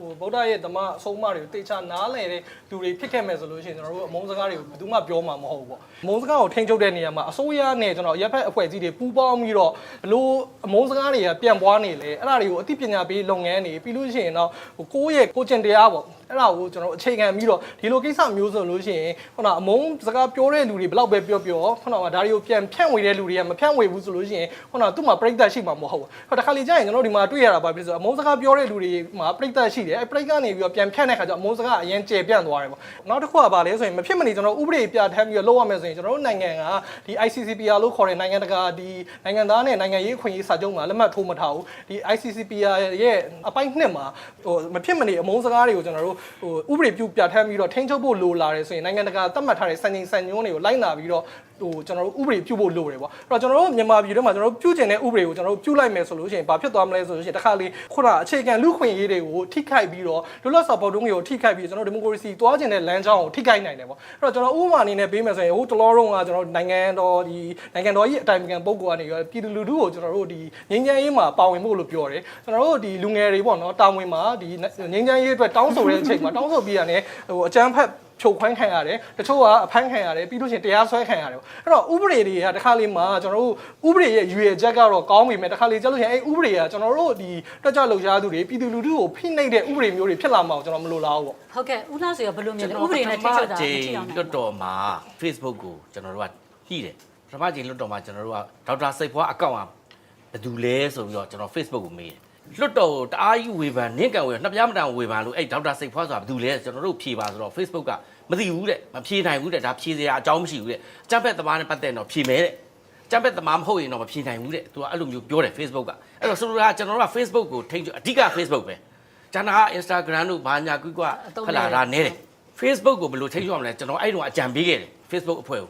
ခင်ဗျားတို့တကယ် ID အစစ်နဲ့တကယ်ဟုတ်လား passport ဖြစ်စေမှတ်ပုံတင်ဖြစ်စေရင်မောင်းလိုင်စင်ဖြစ်စေဒါအစစ်နဲ့လောက်ပါဆိုကျွန်တော်တို့ standard ကအဲ့လိုမဟုတ်ဘူးတဲ့ဘယ်သူမှဆိုဖွင့်လို့ရတယ်တဲ့အဲ့ဒီဘယ်သူမှဆိုဖွင့်တဲ့လူတွေက hate speech တွေပြောနေတာကျွန်တော်အကောင့်အစစ်နော်ကျွန်တော်တခုတည်းရှိတယ်ကျွန်တော် hate speech တခုမှမပြောဘူးဒါပေမဲ့လို့မပြောလဲပိတ်ခါတယ်သူတို့ community standard နဲ့မညီဘူးပေါ့ဗျာအဲ့တော့ community standard ဆိုတာဘာလဲဆိုတော့အစိုးရအသက်မှတ်တာအဲ့တော့ဒီဟုတ်ကဲ့ကျွန်တော်ဒီနေရာမှာတစ်ခုလေးပဲနော်ဖြတ်ပြပါအခုကျွန်တော်တို့ဒီတတိယပိုင်းမှာသွားမှာကဘယ်လိုထိန်းချုပ်မလဲအမုန်းစကားတွေဥပဒေနဲ့လားလူထုကိုပညာပေးတဲ့နည်းနဲ့လားအဲ့ဒါလေးကို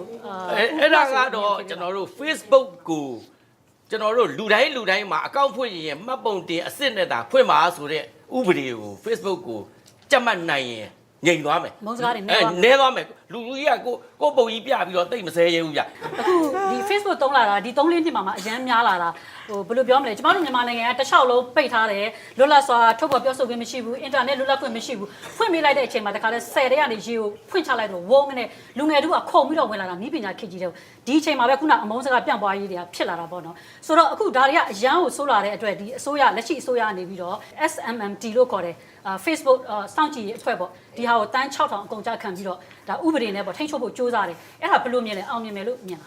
းလွဲနေတယ်ဘာဖြစ်လို့လဲဆိုတော့ကျမတို့အမုန်းစကားကိုထိန်းချုပ်ရမယ်လို့ပြောတယ်အမုန်းစကားကိုထိန်းချုပ်ရမယ်အမုန်းစကားကပြဿနာတက်နေတယ်မှန်တယ်ကျမတို့တိုင်းပြည်ရဲ့နောက်ခံခင်းချင်းနဲ့ဖြစ်နေတဲ့စစ်ပွဲတွေနဲ့ပြည်တွင်းစစ်တွေနဲ့နောက်ပြီးတော့ကျမတို့ပညာရေးစနစ်ရဲ့နှစ်ပေါင်းများစွာတစ်ဖက်သက်တည်းတင်ကြားလာခဲ့တဲ့သမိုင်းစနစ်တွေကြောင့်ကျမတို့ပြည်သူတွေကတစ်ဖက်သက်သတင်းအချက်အလက်တွေပဲတောက်လျှောက်ရနေတာဆိုတော့ကျမတို့က Facebook ကတော့ကမ္ဘာပါအလွယ်တကူကြည့်လို့ရတယ်နောက်ပြီးတော့သူ့ရဲ့ကုမ္ပဏီကလည်း American မို့လို့သူ့ရဲ့ data က American တွေသူကယူကြည့်လို့ရလို့ Congress မှာသူတို့ကတာဝန်ခံရတာ哦အဲ့လိုတာဝန်ခံမှုမရှိတဲ့ပြည်တွင်းမှာတခြားသော platform တွေကနေပြီးအမုန်းစကားဖြတ်နေတာကြတော့ကျမတို့ကဘယ်လို့မှထိန်းလို့မရဘူးမရတော့ Facebook ကိုပဲပြဿနာတက်နေတယ်တကယ်အောက်ခြေမှာကျမတို့ print media တွေကနေစာရွက်တွေကနေဖြန့်ပြီးတော့အမုန်းစကားတွေအကြီးအကျယ်ဖြန့်နေတာအများကြီးရှိတယ်ဒါတွေကအစိုးရလည်းဒါဆိုရင်သိနိုင်ပါတယ်ဒါကိုလည်းမသိကြအောင်ဆောင်နေတာတွေလည်းရှိတယ်နောက်တစ်ခုကကျမတို့ကပြောရမယ်ဆိုအမုန်းစကားကိုပပျောက်ဖို့ပြောရမယ်ဆိုရင်ဥပဒေကတော့ဒါတော့မြင်သာထင်သာရှိတာပေါ့နော်လူတွေကအခုချက်ချင်းကိုရန်လိုမှုတွေကြမ်းဖက်မှုတွေဟာမီးရှို့ကြမယ်ဘာညာဖြစ်တာတဲ့ခါကျတော့ဥပဒေရှင်းရင်းတဲ့ဥပဒေတွေနဲ့အစင်မပြေတော့လို့သွားဥပဒေတားရမယ်ဒါပေမဲ့တစ်ချိန်တည်းမှာပဲကျမတို့ပြည်သူတွေကိုအသိပညာပေးရမယ်ကျမတို့ပညာရေးစနစ်ကမတူကွဲပြားမှုကိုသင်မပေးဘူးမတူကွဲပြားတဲ့အရာတွေမှာရှိတဲ့အလှတရားကိုနားလည်ဖို့ကျမတို့ပညာရေးစနစ်ကသင်မပေးဘူးနောက်တစ်ခုကကျမတို့ရဲ့သတင်းမီဒီယာနိုင်ငံပိုင်သတင်းမီဒီယာရှိတယ်တက်မတော်ပိုင်သတင်းမီဒီယာရှိတယ်ဒီပုဂ္ဂလိကပိုင်သတင်းမီဒီယာရှိတယ်ပုဂ္ဂလိကပိုင်သတင်းမီဒီယာတွေအရန်ကိုရုန်းကန်နေရတဲ့အခြေအနေပတ်စံကအမျက်မှမရဘူးဆိုတော့လူစွမ်းအားရင်းမြစ်မတက်နိုင်တော့သတင်းတောက်တွေအင်းနဲ့အားနဲ့သူတို့မသုံးနိုင်ဘူးနိုင်ငံပိုင်သတင်းမီဒီယာကသူကဈေးကွက်မှာအရန်ကိုလော်ဝဲကြီးအုပ်ထားပြီးသားစောင့်ရည်အများဆုံးလုပ်တယ်ဒါပေမဲ့သူကလည်းပဲ bias ပဲတစ်ဖက်သက်ဖြစ်တဲ့သတင်းတွေကိုကြည့်တယ်သတင်းတွေကိုကြည့်လိုက်လို့ရှိရင်သတင်းမှာသတင်းရင်းမြစ်ဘယ်နှခုသုံးလဲဘယ်နှခုဘက်ကအတန်ကိုကြည့်တယ်လဲဆိုရင်အဲ့လိုမျိုးကြည့်လိုက်တဲ့အခါမှာပုဂ္ဂလိကမီဒီယာတွေကနှစ်ဖက်အတန်ပေါ့ဥပမာပြင်ကျမနဲ့ဆရာကလားဆိုရင်အမြင်ချင်းမတူပေမဲ့ဒီနှစ်ယောက်ရဲ့အတန်ကိုသူတို့ကသတင်းထဲမှာသူတို့ထည့်အောင်မယ်နိုင်ငံမှာမီဒီယာမှာမထည့်ဘူးသတင်းစာမျက်နှာဖုံးတွေအခုချိန်ထိပဲသတင်းစာမျက်နှာဖုံးတွေမှာအဘနဲ့အမနဲ့ပြောင်းသွားတာပဲရှိတယ်အခုချိန်ထိအတူတူပဲနော်အဲ့တော့ဒီ policy ကိုကျမတို့ပြင်ရမယ်နောက်ပြီးတော့အစိုးရကိုကျမတို့ကဝေဖန်ထောက်ပြတဲ့အတန်တွေကိုပိတ်လို့မရအောင်အစိုးရကိုဝေဖန်ထောက်ပြတဲ့အတန်တွေကိုပိတ်လိုက်တာနဲ့တစ်ဖက်မှာပဲအကျင့်ပြတ်ချစားမှုကိုကျမတို့ကလမ်းဖွင့်ပေးသလိုဖြစ်သွားမယ်ဆိုတော့ NLD ဆိုရကကျမတို့ကိုယ်တိုင်မဲပေးခဲ့တဲ့ဆိုရပါဘာဖြစ်လို့လဲဆိုတော့ဒီလိုမျိုးပြောခွင့်ရခြင်းလို့အခုကျမတို့ပြောခွင့်ရနေပြီဒါပေမဲ့အစိုးရကလည်းတစ်ချိန်တည်းမှာပဲသူ့ရဲ့လုံနိုင်တဲ့လက်တံအင်အားအရန်နေနေသေးတယ်သူတို့ရဲ့လူသားရင်းမြစ်တွေမှာလည်းအရန်အောင်ပြဿနာရှိနေသေးတယ်လက်လန်းမမီဘူးအဲ့တော့သူတို့ကလက်လန်းမမီတဲ့ခါကျတော့ အုံကြွလာရင်ကြောက်တော့သူတို့ကပိတ်တယ်အရင်ပုံစံတိုင်းပဲအဲ့တော့ကြောက်ရွံ့မှုကိုကြော်လွှားရမယ်ဆိုရကူနိုင်ကလေအဲ့လိုမှမဟုတ်ရင်ကျမတို့လုပ်လို့မရဘူးဟုတ်ကဲ့စိန်လက်ထက်ကဟိုဦးသိန်းစိန်လက်ထက်နဲ့ဟုတ်ကဲ့ဆရာကမပိတ်ခဲ့တာလားဆရာသူရိမ်မင်းထွန်းကိုကျွန်မအလှည့်ပေးချင်ပါတယ်ဆိုတော့အမုန်းစကားကိုထိန်းချုပ်တဲ့နေရာမှာဥပဒေကဒါမထိရောက်ဘူးလို့ပြောတယ်နှစ်ယောက်စလုံးကဒီလိုပြောတယ်ပေါ့ဆိုတော့ကိုသူရင်အမြင်ကဘယ်လိုအခုကြက်တမ်းပေါင်း6426တန်းအကုန်ခံပြီးတော့ဥပဒေတွေပြုမယ်ဟုတ်လား Facebook တင်းနဲ့ချိတ်ဆက်ပြီးတော့အစိုးရကအခုလိုပိတ်တာလုပ်မယ်အစားဥပမာအဘဦးလာဆွေပြောတဲ့ ID တခုတင်ပြီးတော့ Facebook လူတစ်ယောက်ကို Facebook account တစ်ခုပဲလားကိုပုံမှန်အမှန်မတင်ဘူးဆိုရင် Facebook ကို account အဖွင့်မခံနဲ့ဒါလေးကိုကန့်သတ်ထားလိုက်ရင်လူတစ်ယောက်ကလူကလောက်ရမှာလေအစိုးရလောက်ရမှာဒါအစိုးရလုပ်လို့ရတယ်လေအစိုးရကတော့မှကျွန်တော်တို့ account တွေကိုဘာမှမပြောဘဲနဲ့တော့ဖြတ်ချလို့ရနိုင်နေသေးတာပဲကျွန်တော်မဟုတ်အစိုးရပိတ်ချတာမဟုတ်အစိုးရပိတ်တာမဟုတ်ဆရာဒါတော့လည်းဘာဖြစ်ဖို့လုပ်လဲ Facebook ကလုပ်တာပါအစိုးရကလုပ်တာမဟုတ်ပါဘူးဒါ Facebook ရဲ့ community standard က community standard ဆိုတာသူတို့ကဒီ standard ကိုဘယ်လိုယူတာလဲသူတို့ကဘယ်လိုယူတာလဲဒီအမုန်းစကားဆိုတဲ့ community standard ကိုဘယ်လိုယူတာလဲနော်အဲ့တော့ဥပဒေကိုဘယ်လိုပြုမှာလဲဘယ်စံနှုန်းနဲ့ဥပဒေပြုမလဲအဲ့တော့ကျွန်တော်ပြောချင်တဲ့အတိတ်ပဲကအဘဖွင့်မယ်ကျွန်တော်ဖွင့်မယ်အမဖွင့်မယ်ကိုနီကီဖွင့်မယ်လူတစ်ယောက်က Facebook account တစ်ခုပဲရှိတယ်ပုံအမှန်တင်ရမယ် ID အမှန်တင်ရမယ်နေရာလိပ်စာအတိအကျပေးရမယ်ဆိုရင်ဗျမ်းမတာနဲ့လူတွေဆဲမနေဘူးနော်ဟုတ်ကဲ့ဒီနေရာမှာကျွန်မတခုပြောချင်ပါတယ်အစိုးရတရားမှာသူ့ရဲ့မူဝါဒနဲ့သူရှိမှာပေါ့နော်တန်း6000ဆိုတဲ့ပတ်စံကအရန်ကိုများပါတယ်တိုးတော့မြန်မာပြည်ရဲ့လက်ရှိအနေအထားအရဒီလူမျိုးရေးဘာသာရေးပေါ်မှာအခြေခံတဲ့ပြဿနာတွေကတိတ်ကိုကြီးလာတဲ့အခါမှာဒီလိုတော့မတောင်းဆိုရင်ပေါ့နော်ပတ်စံတဲ့ပို့ပြီးတန်ဖိုးရှိတဲ့လူအသက်တွေအများကြီးကျွန်တော်ပြောချင်တာကားမယ်ဆိုတာကလူအသက်ပေါင်းများစွာဆုံးရှုံးမှာဖြစ်ဖို့အတွက်ကိုကျွန်တော်တို့ပြောတာကလည်း ID အစ်စ်တင်ခိုင်းလိုက်ပါဟုတ်ကဲ့ဒါဆိုရင်ဒါဒီ ID Facebook မှာပေါ့နော်ဒီ profile အဆင့်နဲ့တုံးတာအထီရောက်ဆုံးလို့ဒါအားလုံးကယူဆဟုတ်ကဲ့ပြိတ္တထဲမှာခုနတယောက်ဒီအမုန်းတရားဆန်ကိုဘယ်လိုသတ်မှတ်တယ်လဲပေါ့နော် Facebook ကြီးကအဲ့လားလေးတစ်ချက်ဦးသိန်းမေးမယ်ပြီးရင်ဦးသိန်းတို့အခုရေဘေးကက်ဆယ်ကြီးတွေမှာဦးသိန်းတို့ရဟန်းတန်ဃာတွေကရေဘေးကက်ဆယ်ကြီးတွေတောက်လျှောက်သွားလှုပ်တဲ့အချိန်မှာအဲ့ပို့လေးတွေတင်တာကိုဖြတ်ချတာကြတော့အဲ့အမုန်းစကားလား Facebook တင်ရဲ့ရည်ရွယ်ချက်ကပေါ့နော်နောက်ထပ်တစ်ချက်ရဟန်းတန်ဃာတွေကိုစော်ကားတယ် profile မျိုးမျိုးနဲ့ရဟန်းတန်ဃာတွေရဲ့ပုံတွေကိုအမျိုးမျိုးပေါ့နော် Photoshop နဲ့ဖြတ်ပြီးတော့တင်တာတွေကြတော့လုံးဝတင်နေတယ်အဲ့ဒါမျိုးတွေကြတော့အမုန်းစကားလို့မသတ်မှတ်ပဲမဖြတ်ချပဲနဲ့ရဟန်းတန်ဃာတွေကဒီအလှူဒန်းလုပ်နေတဲ့တကယ်ကိုရရရော်ရော်လုပ်နေတဲ့ဟာကြမချတာကြတော့ Facebook တင်ကြီးရဲ့စံလားတန်း6426တန်းသုံးစွဲနေတဲ့နိုင်ငံတော်အစိုးရရဲ့စံလားအဲ့အမုန်းစကားအဲ့လောက်လေးပဲသိချင်ပါလေဟုတ်ကဲ့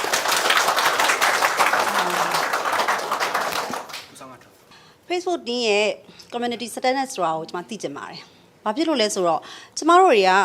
ဘာမှစာမရေးဘူး။စာမရေးဘဲနဲ့ဆရာတော်တွေလှေလေးနဲ့စံတုပ်တွေတည်သွားတဲ့ပုံလေးကိုလှူနေတာလို့တင်လိုက်တာကိုဖြတ်ချခိုင်းပါတယ်။အမုန်းစကားကိုပိတ်ပင်နေဆိုတာတစ်ဖက်သက်တစ်ဖွဲ့တည်းပဲတစ်ဖက်သက်တည်းကိုပဲပိတ်ပင်တာလား Facebook အကုန်လုံးသုံးစွဲသူအကုန်လုံးကိုပိတ်ပင်တာလားအဲ့တခုလေးသိချင်ပါတယ်မဟုတ်ဒါကြီးကဒီပညာစာကြီးဖြည့်ပေးလိုက်ပါနော်ဟုတ်ပြီကောFacebook ကိုကျွန်တော်တို့လည်းဒီရက်ဖက်ဖွဲ့စည်းတွေကနေတော့ Facebook ကိုအိတ်ဖွင့်ပေးစာပေးပါတယ်အခုဒီဘက်ကနေပြီးတော့ပြောနေတယ်လို့မျိုးပဲအမုန်းစကားတွေကိုဒီလိုမျိုးလုပ်နေတာကိုဖျက်ချတယ်ဆိုရင်အရင်တုန်းကကျမတို့ကိုနီကိစ္စဖြစ်ပြီးနောက်ပိုင်းမှာ Facebook မှာသူတို့လှုံ့ဆော်မှုတွေဒီဘက်ကအစွန်းရောက်ဖက်ကနေပေါ့နော်လှုံ့ဆော်မှုတွေအများကြီးလုပ်ခဲ့တယ်အဲ့ဒီခါမှာဒီဘက်ကဗုဒ္ဓဘာသာတွေဆိုလို့ရှိရင် message ကနေတဆင့်ဟာဟိုမှာကလားတွေတော့လူစုနေပြီလက်နဲ့တွေစုနေပြီမင်းတို့လမ်းပေါ်ထွက်မှဖြစ်မယ်ဆိုတာမျိုးတစ်ချိန်တည်းမှာပဲဟိုဘက်ကိုလည်းသွားပြီးတော့ဟာဗုဒ္ဓဘာသာတွေကတော့လူစုနေပြီမင်းတို့အမိရှိလှုံ့ဆော်မှုတွေလုပ်နေတဲ့အချိန်မှာ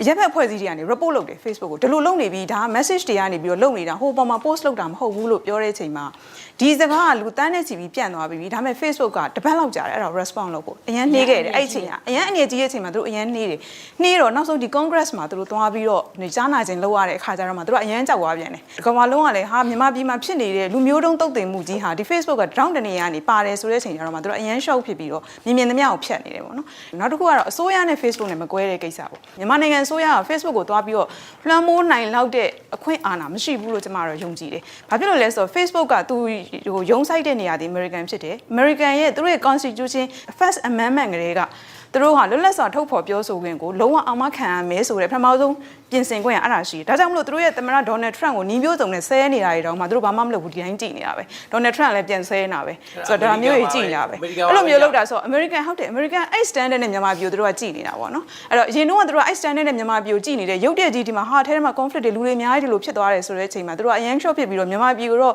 ့ဒီဥပဒေတစ်ခုနဲ့ကြည့်ရတော့မယ်ဆို community standard ကိုသူတို့က report လုပ်တဲ့အခါမှာ hate speech ဆိုတဲ့ဟာတစ်ခုပဲသူတို့ option တစ်ခုတွေနဲ့ထည့်ထည့်တယ်။အဲ့တော့ဆရာခုနပြောတဲ့အချိန်မှာ confuse ဖြစ်တဲ့ဟာတွေပေါ့ Facebook ကနေပြီးတော့ဘာဖြစ်လို့ လို့များကျွန်တော်ရဲရဒီမှာလာရင်နီးရသားနဲ့ဆို Facebook ကိုမြန်မာပြည်ဆိုရဖွင့်ထားတာမဟုတ်လို့ပဲတခုအနေနဲ့ပြောရရင်နောက်မြန်မာပြည်ဆိုရကလည်းပဲရဲကိုသွားပြီးတော့မင်းတို့သွားဖမ်းလိုက်လို့အာနာခွင့်ခိုင်းနိုင်တဲ့အာနာမရှိလို့ပဲလို့ကျွန်တော်ပြောရမယ်အဲ့နှစ်ခုကဟုတ်ဟိုတည်ဆဲဥပဒေကကိုယ်နိုင်ငံမှာဒီလားစူပူတောင်းကျမ်းမှုတွေအကြမ်းဖက်မှုတွေဖြစ်မှာဆိုလို့ကိုယ်နိုင်ငံအစိုးရကထိန်းချုပ်အောင်သိတဲ့လူကိုထိန်းချုပ်အောင်မှာပဲ Facebook ပေါ်မှာကျွန်တော်တို့ကျမတို့မထိန်းချုပ်ခဲ့လို့မြန်မာပြည်မှာဒီလောက်ထိအဓိကရုဏ်းနေဖြစ်သွားခဲ့တာပါအဓိကရုဏ်းနေဖြစ်သွားခဲ့တာမှန်တယ်လက်ခံအဲ့ဒါကိုအဲ့လိုမျိုးထိန်းချုပ်ရမယ်ဆိုတာလက်ခံတယ်ခုန Facebook ကသူကသူ community standard ကသူကသူ American ကထိန်းချုပ်တယ်ဒါ control လုပ်တယ်ပဲပေါ့နော်အဲ့တော့မြန်မာပြည်အစိုးရကကိုယ်နိုင်ငံမှာဓာတွေကိုတည်ငြိမ်အေးချမ်းဖို့အတွက်စိုးသွမ်းတောင်းကျမ်းနေတဲ့လူကို Facebook ကပြောမှဖမ်းမှာလားဒါမှမဟုတ် Facebook ကပြောမှအဲ့တော့လေကျမတို့ပြင်းနေပြောခဲ့ပါတယ်ဆရာဟုတ်ကဲ့ဒီနေ့လဲဆိုမြန်မာပြည်ရှိပါတယ်မြန်မာပြည်ဆိုရအနေနဲ့ကလည်းဟုတ်ကဲ့ online မှာဖြစ်ပျက်နေတာနဲ့လက်တွေ့လူအတိုင်းဝိုင်းထဲမှာဖြစ်ပျက်နေတာဆိုပြီးနှစ်မျိုးရှိပါတယ် internet ကွန်ရက်မှာဖြစ်ပျက်နေတာကတော့ Facebook နဲ့တိုက်ရိုက်သက်ဆိုင်ပါတယ်လူအတိုင်းဝိုင်းထဲမှာလက်တွေ့ဖြစ်ပျက်နေတာကတော့အစိုးရအုပ်ချုပ်ရေးဆိုတဲ့သူနဲ့သက်ဆိုင်ပါတယ်ပြောချင်တယ်အဲ့တော့ဒီ Facebook ဒီ community standard ဆိုတာကကျွန်တော်တို့ကအမေရိကန်မှာနေပြီးတော့ထိန်းတယ်လို့ပြောတယ်အဲ့တော့အမေရိကန်ကထိန်းနေတာကရဟန်းတန်ဃာတွေရဲ့ပုံတွေတည်ရင်ဖြတ်တယ်ဆိုတာကဗုဒ္ဓဘာသာကိုဖိနှိပ်ဖို့ Facebook ကဖြစ်နေတာလားဟုတ်ကဲ့အဲ့ဒါမေးချင်တယ်အချိန်ထဲမှာပဲဟိုဒီဟာတော့ဘာဖြစ်မှာပါဘာလို့ဗုဒ္ဓဒီသတင်းစကားကြီးပြန်ဖြစ်သွားမှာဆိုလို့ဆိုတော့ကျမမေးချင်တာပေါ့နော်ကျမဗုဒ္ဓဘာသာတယောက်ပါဒါပေမဲ့ခုနဥသူရင်ပြောသလိုပေါ့ရဟန်းတန်ဃာပုံတင်ယုံနဲ့ဖျားစီပုံတင်ယုံနဲ့ Facebook ကဖြတ်ချသလားဘယ်လိုမြင်လဲဟောအဲ့နေရာမှာကျွန်တော်တခုဟိုတေးသေးချာချာပြောချင်တာကဘာလဲဆိုရင်တခုခုပေါ့နော်ကိုတင်လိုက်လို့တခုခုပေါ့နော် Facebook နဲ့ပြဿနာတက်တယ်ဆိုရင်ကျွန်တော် complaint တက်လို့ရတယ်ကိုမှန်နေတယ်ဆိုလို့ရှိရင်အဲ့လိုပဲခုနကကျွန်တော်တို့ခုနဗုဒ္ဓဘာသာဆော်ကားတာရှိတယ် Christian ဆော်ကားတာရှိတယ်ဟို TNN တွေတို့ Kitchen တို့လူမျိုးတွေပေါ့နော်ပုံမှန်အခြေခံမျိုးစုံရှိတယ် Facebook မှာအဲ့တော့ဘာလို့လို့ရလဲဆိုကျွန်တော် Facebook မှာတခုခုအဲ့လိုမျိုးဆော်ကားနေပြီဆိုရင် report ထုတ်လို့ရတယ်ကိုကနေ complaint တက်လို့ရတဲ့ mechanism ရှိတယ်အခုပြောသလိုခုနကဒီဘာသာတရားကိုအခြေခံပြီးတော့ဗုဒ္ဓဘာသာကိုဖိနှိပ်နေလားဆိုတော့ issue ကိုဆွဲတင်လိုက်တယ်ဆိုလို့ရှိရင်ဒါကဟိုပို့ပြီးတော့ပြိပခဖြစ်ဖို့ဥတီတယ်ပေါ့အဲ့တော့ကျွန်တော်တို့ကဘာလို့အဲ့နေရာမှာလိုရှင်းတို့ရင်ပြောမယ်ဆိုလို့ရှိရင် Facebook မှာကျွန်တော်တို့ complaint mechanism ရှိတယ်ကိုကမတရားခံရတယ်ဆိုလို့ရှိရင်အဲ့ complaint mechanism ကိုအသုံးချပြီးတော့ကိုယ့်ရဲ့တရားမျှတမှုကိုရှာဖွေပါလို့ပြောချင်တယ်ဟုတ်ကဲ့ကျွန်မဒီမှာအခုနောက်ဆုံးပေါ့နော်နောက်ဆုံးဒါဏိဂုံပိုင်းဖြစ်တဲ့အတွက်ကျွန်တော်တို့ရဲ့ဒီကနေ့ခေါင်းစဉ်ကအမုန်းစကားတွေကိုဘယ်လိုထိန်းချုပ်မလဲဖြစ်ပါတယ်ကျွန်တော်တို့မြန်မာနိုင်ငံမှာရှိတဲ့လူအတိုင်းဝိုင်းတစ်ခုလုံးကယဉ်ကျေးတဲ့မတူကွဲပြားတာတွေကိုငြိမ်းချမ်းစွာရှင်တွဲနေထိုင်ရေးဆိုတဲ့ခေတ်တစ်ခေတ်ကိုရောက်အောင်သွားမှာပါဆိုတော့ဥလာဆွေဖြေပါအဖြေရပါလဲရှင်အမုန်းစကားတွေကိုထိန်းချုပ်ဖို့ဆိုလို့ရှိရင်ခုနပြောသလို Facebook ကိုထိန်းချုပ်မှဖြစ်မယ် Facebook ကိုထိန်းချုပ်တဲ့နေရာမှာအတူတူမျှတထိန်းချုပ်ဖို့လိုမယ်အဲ့ဒီမှာလုပ်တဲ့ခါမှာလဲကိုယ့်ရဲ့အကောင့်အစ်စ်ကိုပဲတကယ်တမ်းထားပြီးတော့အကောင့်လေးပုံလို့တိရွက်ကလေးပုံလို့ဆိုရင်အကုန်လုံးဖြုတ်ချလိုက်ရင်ပိုကောင်းပါတယ်လို့ပြောပါတယ်ဟုတ်ကဲ့စာကြည့်တော့ပါလိုရင်းဆိုရှင်ပေါ့နံပါတ်1ပညာရေးစနစ်ပြင်ရမယ်နံပါတ်2တရားဥပဒေစိုးမိုးရေးလုပ်ရမယ်နောက်ပြီးတော့နံပါတ်3မတူကွဲပြားတဲ့လူတွေကိုတန်းတူညီမျှအခွင့်အရေးပေးရမယ်အဲ့ဒါဆိုရင်ဒီမုံစကားကိုလုပ်လို့ရပါတယ် Facebook တခုတည်းကပြဿနာမဟုတ်ဘူးကျမတို့ print media ပြင်တခြားသော broadcasting media တွေကပါပြဿနာပါအဲ့တော့ခွဲခြားဆက်ဆံမှုလို့ကျမတို့ပြောရင်အခုကကျမတို့ကဘာသာရေးကိုပဲတည်နေလို့တကယ်ကျမတို့တိုင်းပြည်မှာ LGBT တွေကျမတို့ရဲ့လိင်စိတ်ကိုင်းညွှတ်မှုမတူတဲ့သူတွေအမျိုးသမီးဆိုရင်အမျိုးသမီးရေးရအခမ်းအနားကြီးမှာတော့မှအမျိုးသမီးတွေကိုလင်နာယူလို့စင်ပေါ်တက်ပြီးတော့လှောင်ပြောင်နေတဲ့အချိန်မျိုးဟာတိုက်ရည်နေတဲ့နိုင်ငံမှာဒါမျိုးတွေကကျမတို့ social norms တွေကျမတို့ရဲ့ယဉ်ကျေးမှုတွေကကျမတို့ပြောရမယ်လူတို့အသိပညာပေးရမယ်ကျမတို့အရန်ယဉ်ကျေးပါတယ်ဆိုပြီးတော့ကိုချီးမွမ်းပြီးတော့သူတစ်ပါးဒုက္ခရောက်တာဟာတိုက်နေတာကိုကိုယဉ်ကျေးရလို့သတ်မှတ်နေတဲ့ social standard တစ်ခုကိုကျမတို့ကသိမြင်နားလည်လာအောင်လုပ်ရပါလိမ့်မယ်ဟုတ်ကဲ့ဥတူတွေမင်းချွန်ရဲ့ဟုတ်ကဲ့အဲ့တော့ပြောချင်တယ်မုန်းစကားတွေပြောတဲ့လူတွေတကယ် HP ဖြစ်တဲ့အကောင့်တွေဒါကိုဘယ်လိုပိတ်မလဲဆိုတာလည်းအဖြေရှာဖို့လိုတယ်အဲ့တော့ဒါတွေမဖြစ်အောင် ID အစစ်နဲ့ထားတဲ့အကောင့်တွေဒါတွေလက်ခံတင်တယ်ဒါကတော့ Facebook team ကိုခုနအခုပြောသလိုပေါ့ဘယ်လို report လုပ်မလဲဟုတ်လားအစိုးရအနေနဲ့ရောဘယ်လိုလုပ်မလဲဒါမျိုးတွေကလိုအပ်တယ်အဲ့တော့အဘဦးလာဆွေပြောခဲ့သလိုပဲကျွန်တော်အနေနဲ့ပြောချင်တာက Facebook team မှာအကောင့်အစစ်နဲ့တော့ အကောင့်အစစ် profile အစစ်နဲ့တော့ profile အစစ်တာလေဟုတ်ကဲ့ဒီကနေ့ဆွေးနွေးတဲ့အကြောင်းအရာအားလုံးပေါ့နော်ခြုံငုံပြီးတော့ကာတွန်းဆရာကနေပြီးတော့ရေးဆွဲtiêuဖော်ပါလိမ့်မယ်ချက်လောက်ကြည့်အောင်ပါဒီအဓိကပြောတော့တာလဲဒီ Facebook ပေါ်မှာဖြစ်တဲ့အမုန်းစကားတွေအကြောင်းပြောထားပါတော့ဒီမှာဆိုနှစ်ဖက်အငင်းပွားနေပြီးတော့ဒီစကလုံးလေးပုတ်တိုက်မှုကနေပြီးတော့အောက်ကမီးပွားလေးတွေကျလာတယ်ပေါ့အောက်မှာအချိန်မရွေးထပြီးတော့ပေါက်ကွဲတောက်လောင်သွားနိုင်တဲ့လောင်စာတွေကအောက်မှာအစင်းသင်းရှိနေတယ်ပေါ့နော်ဟုတ်ကဲ့ဟ ဟုတ်ကဲ့ဒီကနေ့ဆွေးနွေးတဲ့အကြောင်းအရာကိုပေါ့နော်ဒီကာတွန်းဆရာရဲ့တရုတ်ဖော်ပုံလေးနဲ့ပဲညီကုန်းချုပ်ပါတယ်အဓိကလာရောက်ဆွေးနွေးပေးတဲ့ပုံကောင်များကိုလည်းအထူးကျေးဇူးတင်ပါတယ်လာရောက်အားပေးတဲ့ပရိသတ်တွေကိုလည်းကျေးဇူးတင်ပါတယ်ကျမတို့ဒီကနေ့ပေါ့နော်ဆွေးနွေးတဲ့အကြောင်းအရာမပြည့်စုံသေးဘူးထပ်မံဆွေးနွေးလို့ရဆိုလို့ရှိရင် DVB Debate Facebook မှာမှတ်ချက်ရေးပြီးတော့ဆွေးနွေးနိုင်ပါတယ်ဒါအပြင်ဒီကနေ့အစီအစဉ်ကို dvbdebate.net website မှာလည်းတွားရောက်ကြည့်ရှုနိုင်ပါတယ် email ရေးပြီးတော့အကြံပေးခြင်းနဲ့ဆိုလို့ရှိရင် dvbdebate@dvb.no ကိုစာရေးပြီးတော့အကြံပေးဆွေးနွေးနိုင်ပါတယ်ကျွန်မကတော့အေးအေးမောင်ပါရှင်